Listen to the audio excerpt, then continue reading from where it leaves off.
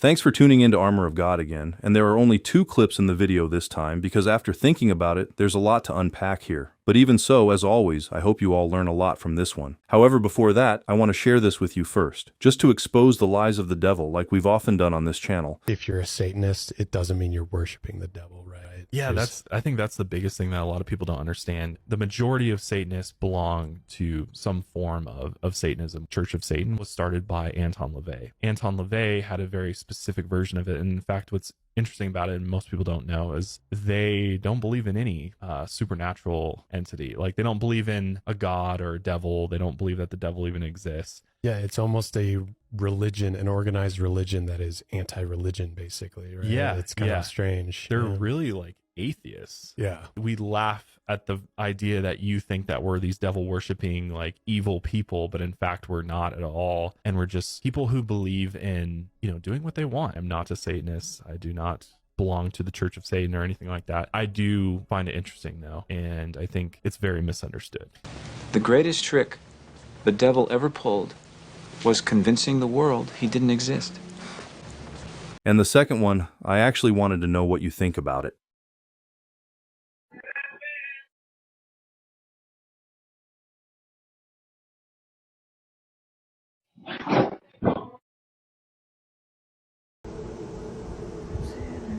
Obviamente que no me voy a levantar a ver qué es, pero tengo miedo, estoy temblando del miedo.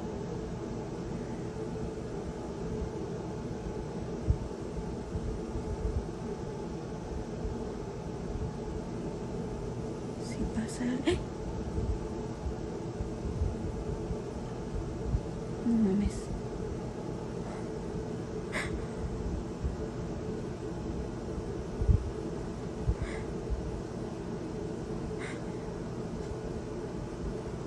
No mames.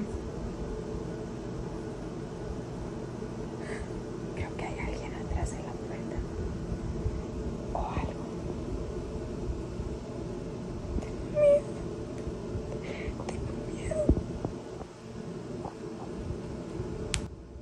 Tal vez era mi imaginación, no miré mal. Pero salí corriendo de ahí porque ya no puedo. Ya no sé qué hacer. Son las 4 de la mañana. Pero sé que había algo ahí, sé que miré algo y no estoy loca. No estoy loca. Tengo que entrar a trabajar al rato y no he dormido nada. Estoy nerviosa, no sé qué está pasando. And now let's start with the first clip of Father Iannuzzi here, which I think you're going to find pretty interesting. Listen to this. So as I mentioned, AI in and of itself is neutral. It is not evil, intrinsically evil. I remember this one person claiming he was receiving visions, and he was telling his people that were following his visions, naturally the church did not condemn these visions, that all of their electronics are infested and that they must discard every single electric device they have in their house. Throw it away because they're demonic tools that lead you to the path of possession. Now, is this true? Objectively speaking, absolutely not. Take, for example, the old game that I never played, by the way, but one of the priests I lived with in the US used to like this game called Dungeons and Dragons when he was a kid. I never even heard of it. I never even played it until I met this priest. That's the first time I ever heard of it. I still never played it. I have no reason to. But people have said that Dungeons and Dragons, as well as other video games that are like, I don't know what the objective is, but it's not good. It's pretty much to kind of take other people out and survive. Disposes you to that kind of attitude in real life. Is that true? Yes, it is, I believe. If you are disposed to acting that way, that's the key. Same thing with these things they call Harry Potter, these films or books. Some people have said in and of themselves they're evil, they contain incantations that are taken from witchcraft. Is this true? Well, I don't know actually if these incantations come directly from witchcraft, but if they do, then of course they're not to be read. But if they're not taken directly and if they're just used for the film, if the person is open to those things, then they will be affected by them. It depends on the individual, because these things do not directly make you possessed, but they may indirectly dispose you to being infested or afflicted by these things. I'll give you another example. Case in point. This is a little bit more severe. This is not Dungeons and Dragons. This is not Harry Potter. This is more intense. A young boy was playing, I won't even say playing, he was experimenting with his friends in his basement with a Ouija board. See the difference? This is not Dungeons and Dragons or Harry Potter, where you're not directly trying to contact the other world, at least in the way the Ouija board is intended. The Ouija board is to directly put yourself in contact with spirits from the other world, other life, next world. And this boy, because of his curiosity and experimenting with this Ouija board, eventually became possessed. Literally possessed. It took time. It didn't happen overnight. And you are familiar with this person. I won't mention his name because it's been kept out of the film, The Exorcist, made by Peter Blatty, which was performed by a girl in real life named Linda Blair, but in reality it was a boy, and it all started because of Ouija board. And I went to visit the place where it occurred, where he was freed from this diabolical possession in Washington, D.C. Okay? But electronic products in and of themselves don't possess you. It's not, they don't have that capability. God has given us his grace, and grace is stronger than evil. It is only those people who decide, who are disposed to evil, who reject God's grace, that open themselves up to the evil side of this thing, okay? Now, I recall Pope Francis teaching on modern technology in the end times when he put out a statement, an article actually, from the Pontifical Council for Social Communications entitled The Church and the Internet. Okay? And you can find this on the Vatican website, The Church and the Internet.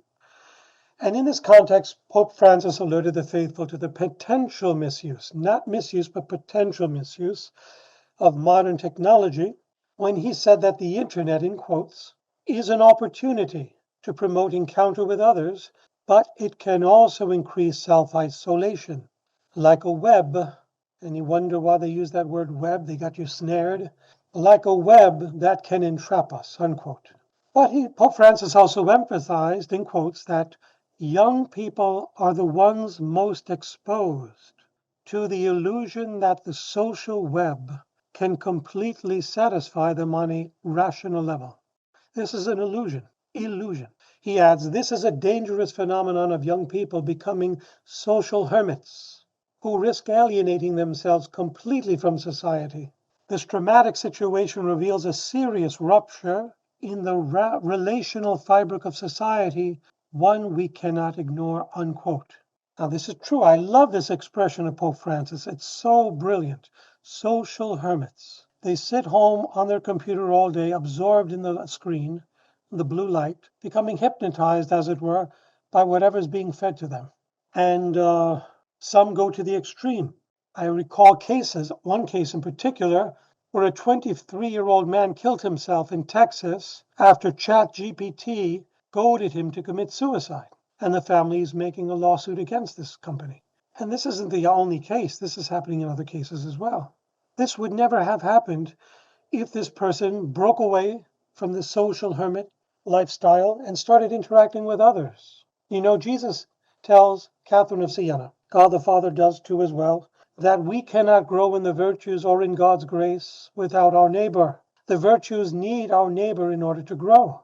Patience cannot grow unless it encounters an impatient situation or person. If you live alone, you can't grow in the virtues, really. Yes, you're growing in as much as you pray, if you're doing that, if you're alone, but I doubt these people on social media are doing that are social hermits, I mean. But really to excel in the virtues, in addition to personal prayer, you have to put prayer to the test by interacting with your neighbor, because it is through our neighbor that we prove our love for God. St. John in his letter says, he who says he loves God but hates his neighbor is a liar. You cannot love the God you cannot see if you do not love the neighbor you can see. So we prove our love to God by loving God in and through our neighbor. And social hermit lifestyles take us away from that.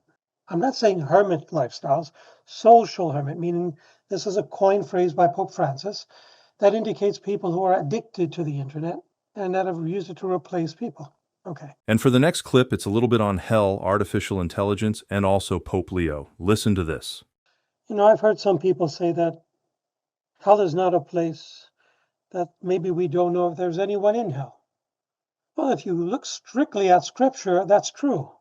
There's no specific affirmation maintaining there is someone physically in hell, or I shouldn't say physically, because the body goes to the grave until the general judgment, but there is no soul in hell apart from, the angels, they have souls. But if you go beyond sacred Scripture, and you go to the church's ecclesially approved prophetic revelations, which are sanctioned by the church, and the writings of saints who have had mystical visions, like St. Faustina, who was taken to hell and described its torments, as well as acknowledging that she knew people on earth that were there. Or you look to the Fatima message, apparition rather, where the Blessed Mother opened the earth to the three shepherd children and showed people in hell, then you would say we cannot deny that there are people in hell. Certainly you can use parts of Scripture to maintain that Judas is in hell but it's not a direct affirmation. It's implicit, not explicit. When Jesus said, better for him not to have been born, or the son of perdition, he calls him, etc. Other things, like that he would be betrayed, but even Peter betrayed him, so that doesn't mean he was lost. But when he calls him son of perdition, better for him not to have been born, these are strong implications that he is in hell. But these are not direct affirmations. We find these direct affirmations in the True Life in God writings, in the writings of other mystics approved by the church. Okay, back to Pope Leo and the magnificent gift that God has given us through the church of both the Vicar of Christ, the office of the papacy, and the encyclicals that come from this office, including Magnifica Humanitas.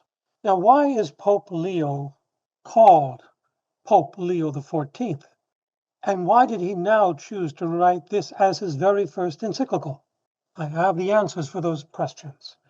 Pope Leo XIII, his predecessor's greatest contribution was launching modern Catholic social teaching through his encyclical, I believe it was 1891, Rerum Novarum, which defined the Church's response to the rise of technology, in particular through the Industrial Revolution, championing workers' rights, living wages, dignity of labor, and condemning both unchecked capitalism and socialism. Now, there's nothing wrong with capitalism, provided it's checked, not unchecked. So Pope Leo XIV took the name of his predecessor, Leo XIII, especially for this one reason, if not this one reason only, for championing, just like Pope Leo XIV's encyclical Rerum Novarum, workers' rights, living wage, dignity of labor, and condemning both unchecked capitalism and socialism through the rise of the latest form of technology in these end times, which is artificial intelligence. This theme will define Pope Leo XIV's entire papacy, artificial intelligence. Today's latest technological advancement after the Industrial Revolution that began this rise of technology in the lifetime of Pope Leo XIII is artificial intelligence, which is a branch of computer science focused on creating machines capable of performing various tasks that typically they require human intelligence, but they don't use human intelligence. There's the key difference. They use computerized, algorithmic information that they're being fed. So they're being fed human patterns of thought, human intelligence, human habits, patterns in their behavior, in their speech, in their searches, in their expressions, and this will enable a computerized machine, artificial intelligence, to deduct through mathematized or mathematic equations, algorithms, what the next thought of the human might be, what the next reasoning might be, what the learning process of these patterns of learning might be, what the next pattern might be, and even how to problem solve, while storing all that which is being fed to it by humans into an almost endless sized database, hence the data centers throughout the world that are being multiplied to the detriment of many families, unfortunately. AI systems process vast amounts of data, recognizing patterns and making predictions or independent decisions. So in light of the recent claims on the internet by some, not all, individuals advancing the AI systems who assert that AI has a conscience, who assert that AI has a soul, who assert that human conscience can be transferred from a human to another human through clonization or from humans to AI systems, etc. In light of these recent false claims by some, Pope Leo has come out boldly with charity to expose the dangers of AI and these false claims. Well, that is all for the video this time. Again, thank you so much for taking a little bit of your time to be here with us. Always remember that if ever you have any feedback or suggestion, please don't ever hesitate to let us know in the comments below.